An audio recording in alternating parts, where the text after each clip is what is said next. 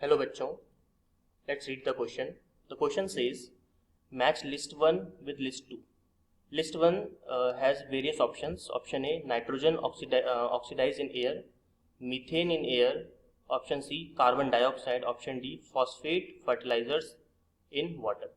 List 2 says number 1, eutrophication. Number 2, pH of rainwater becomes 5.6. Number 3, global warming. And number 4, acid rain. Choose the correct answers from the options given below. तो इस question के लिए जो हमारा यहाँ पे की कॉन्सेप्ट होगा that is impact of various gases और सब्सटेंसेस ऑन एनवायरमेंट। चलिए, तो ये इस की कॉन्सेप्ट के साथ में हम देखते हैं पहला ऑप्शन बोल रहा है कि नाइट्रोजन ऑक्साइड अगर एयर के अंदर प्रेजेंट है तो उस केस में ये एनवायरमेंट पे किस तरह से इम्पैक्ट कर सकता है इन गिवन ऑप्शंस में से।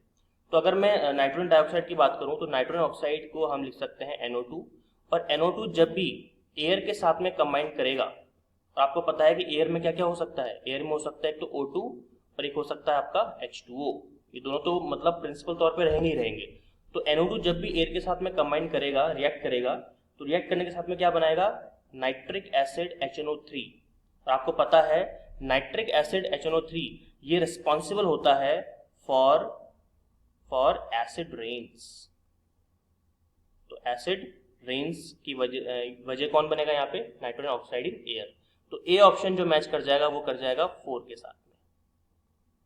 ठीक है जी। चलिए, सेकंड अगर हम इसमें देखें तो मीथेन इन एयर। मीथेन आप जानते हो CH4 होता है, और CH4 अगर एयर में प्रेजेंट है तो एयर के अंदर क्या क्या होता है, CH4 के अलावा कार्बन डाइऑक्साइड हो सकता है, ओजोन भी हो सकती है, और आजकल जो लिबरेट कर रहे हैं human being CFC carbon chlorofluorocarbon वो भी हो सकती है। और इनकी वजह से हम सबको पता है क्या कॉज होता है, हमें मिलता है ग्लोबल वार्मिंग, जिसकी वजह से अर्थ का टेम्परेचर कंटिन्यूअसली क्या हो रहा है, इंक्रीज हो रहा है। इसलिए ऑप्शन बी मैच कर जाएगा थर्ड के साथ में, लिस्ट 2 के थर्ड ऑप्शन के साथ में।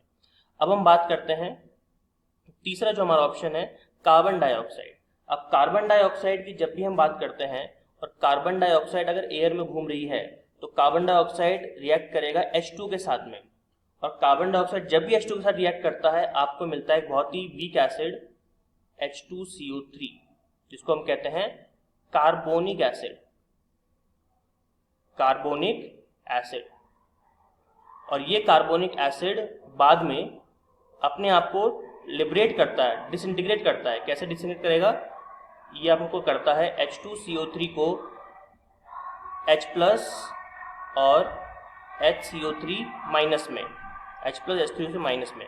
और इस H+ की वजह से, इसी H+ की वजह से हमें क्या मिलता है, हमें मिलता है यहाँ पर जो रेन वाटर है, जो बारिश का पानी होता है रेन वाटर, उसका pH बन जाता है 5.6।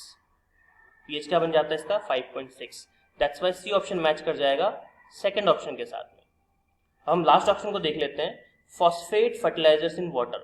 तो अगर हम फॉस्फेट फर्टिलाइजर की बात करें तो फॉस्फेट फर्टिलाइजर जो आजकल बहुत ज़्यादा यूज़ करते हैं फर्टिलाइजर्स, जो हमारे फार्मर्स यूज़ करते हैं क्या करने के लिए, अपने क्रॉप्स की जो प्रोडक्शन है उसको इंक्रीज करने के लिए। लेकिन हम जानते हैं कि फॉस्फेट फर्टिलाइजर की वजह से जितने भी हमारी वाटर बॉडीज होती है, वाटर बॉडीज में न्यूट्रिएंट्स का एनरिचमेंट होता है। अपन कह सकते हैं एनरिचमेंट ऑफ न्यूट्रिएंट्स होता है।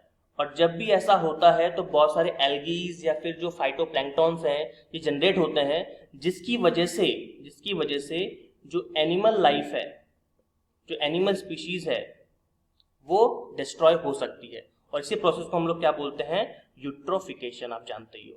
दैट्स वाई हम कह सकते हैं कि डी ऑप्शन मैच कर जाएगा किसके साथ में, ए के साथ में। सो ए ऑप्शन मैच कर रहा है किसके साथ में, 4 के साथ में, बी ऑप्शन मैच कर रहा है 3rd के साथ में global warming, c option match कर रहा है 2nd और डी ऑप्शन मैच कर रहा है 1st के साथ में. That's why answer would be A. The final answer would be A. Hope you understood it well. All the very best.